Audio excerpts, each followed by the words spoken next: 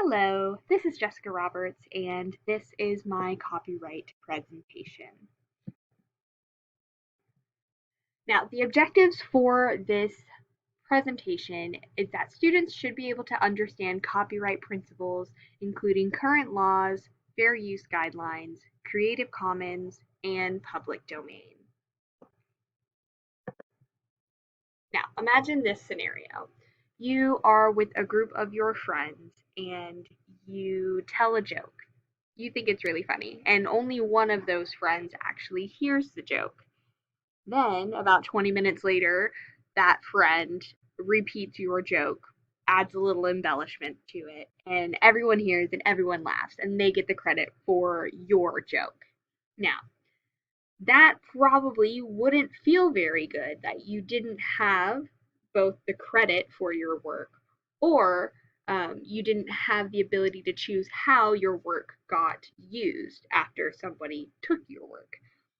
Now, this is similar to the idea behind copyright laws. I do want to say, though, a joke that is told and not written out would not qualify under copyright, but I want to give you the general idea of why it's important. So, first off, what is copyright? Copyright are a set of laws regarding when someone is allowed to copy original works, and it helps to provide protections for creators and their original works. Now, copyright is important because it allows authors or creators to receive credit and or compensation for their work, meaning that their name gets attached to the work and they get the money for it. And it also allows them to control how their work gets used. If you don't want your work to be used in a particular way, copyright laws help to protect that.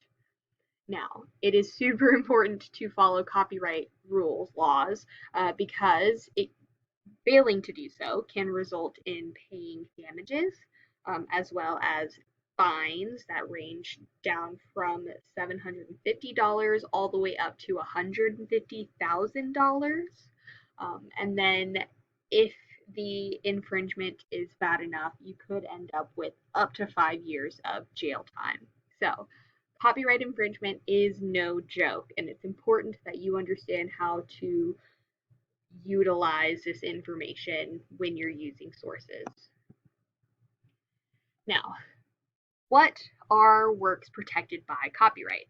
So, in order to be protected by copyright, it's basically any original work that is in a fixed medium. So, this includes literary works, think like books or any sort of textual information. This also includes things like videos and films. It includes pictures, graphics, also choreography, as well as music or sound recordings.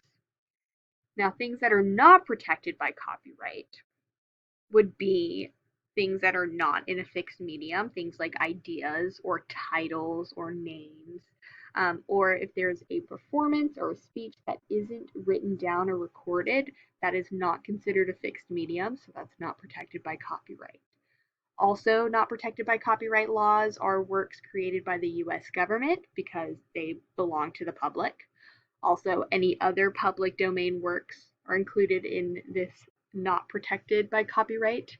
Um, so, this is just a basic overview. Now, what I do want to point out is that as technology advances, people have more access to works, and copyright infringement becomes easier and easier to do. So, it's important that you be aware of the works that you decide to use. Just because the information is easily found and easy to copy and paste and include doesn't mean that you're able to copy it for your use or for any purpose. So, you need to be aware of the copyright status of the works that you plan to use, and you need to be aware of the consequences that can happen if you don't follow these copyright laws. Now, public domain and copyright terms. So I mentioned public domain earlier, a couple slides ago, and public domain refers to works that belong to the public. So these are works that are not protected by copyright law because it does not belong to any one person. Um, so this includes things like the US government published works are included in the public domain. Also, when a work's copyright expires, it then enters the public domain. Now, when it comes to copyright terms, there are a lot of variables that can determine whether a work is covered by copyright laws or if that copyright has expired. So, generally speaking, for works published and created in the United States, if it was created after 1977, the copyright will expire 70 years after the death of the author. If it's like a corporate piece of work, it'll expire either 95 years from the publication date or 120 years from the creation date, whichever of those expiration dates comes first. Now, it gets a little hairy outside of this time frame. So if the work was created between 1927 and 1977, the copyright expiration varies depending on the condition of the work, if it was published with certain things attached to it. These are things, if it was created in this time frame, you will want to double check whether the copyright has expired or not. If the work was created before 1922, the copyright should be expired, but again, there are some instances where that's not the case. So definitely double check the copyright terms for any sources that you are using.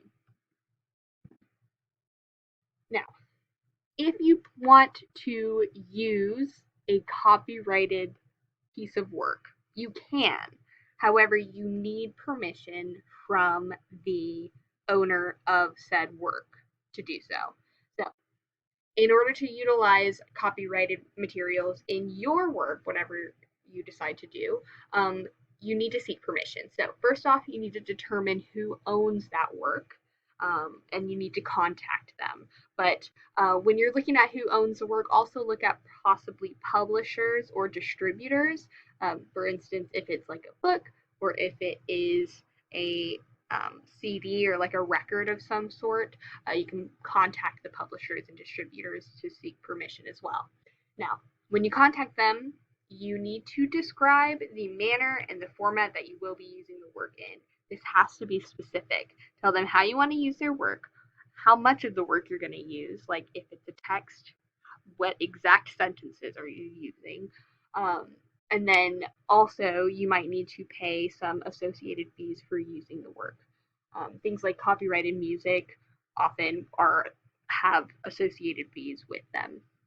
Now, if you are looking to get permission to use a copyrighted work, there is a website called copyrightkids.org, and it provides contact information to help with that process. So if that's something you need to do in the future, this is a great resource for you.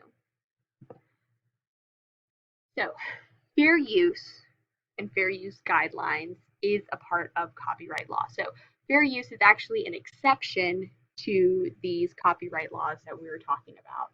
And what it does is it allows for limited use of copyright works without the permission of the author. So when you're doing this, this usually applies to things like news or commentary or educational purposes, typically. So when you're determining if something falls under the fair use guidelines according to Section 107 of the Copyright Act, you need to consider these following factors. So one, the first thing considered is the purpose and the character of the use. And that includes whether the use is of a commercial nature or if it's for nonprofit and educational purposes. Now, if you're using something to like make money off of it, that would be considered a commercial nature, and you're less likely to fall under fair use than if it was like a more for a more educational purpose. Another factor that's considered is the nature of the copyrighted work. If the work is like creative, some sort of fiction or kind of creative work, then it's less likely to fall under fair use than, say, a more factual or information style work. Because remember, fair use is typically for like educational purposes. Um, the third factor that we're going to consider is the amount and substantiality of the portion used in relation to the copyrighted work as a whole. Basically, all that means is how much of the work are you going to be using? If, say, I wanted to if I wanted to make a copy of an entire chapter of a book to use in my own work, that probably would be less likely to fall under fair use than if I, say, quoted a sentence or two. So the smaller amount of the work used, the better. Now, the fourth factor is the effect of the use upon the potential market for or the value of copyrighted work. If what you create using the copyrighted work decreases the value of the original work, then that is not going to fall under fair use guidelines.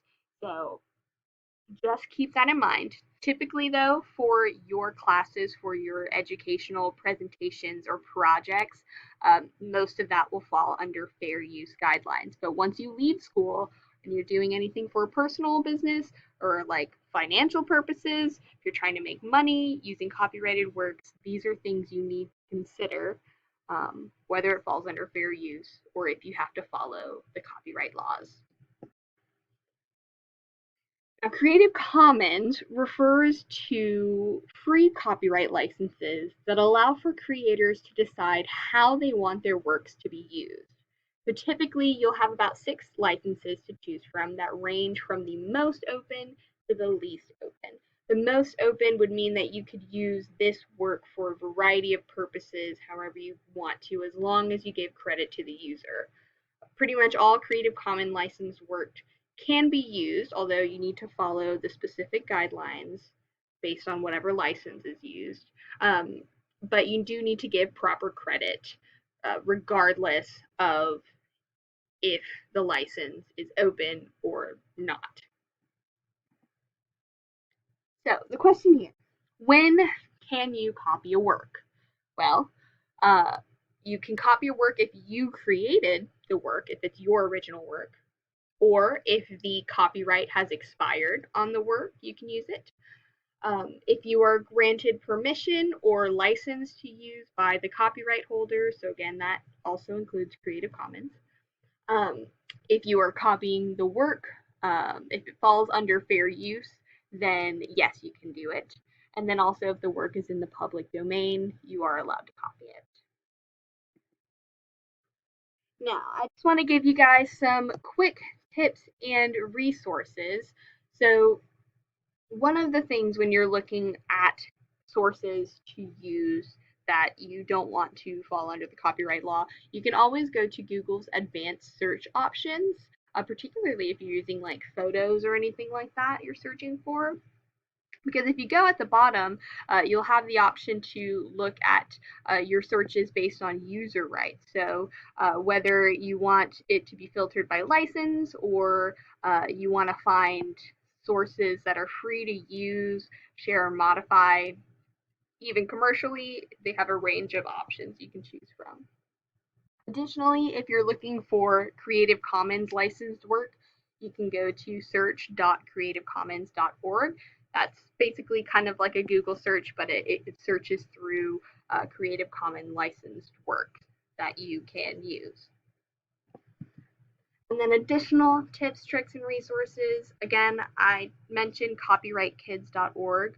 That's an excellent resource to use when you're trying to determine if something it falls under the copyright laws or not. Also, you can always check out copyright.gov. That's a government website. It might be a little heavy to look through, but it can answer some questions you might have. And then I also suggest this YouTube video. It's called Copyright Exceptions and Fair Use, and it's through Crash Course Intellectual Property. It's the 3rd video there, and it's highly useful when looking at exceptions to copyright laws. Thank you.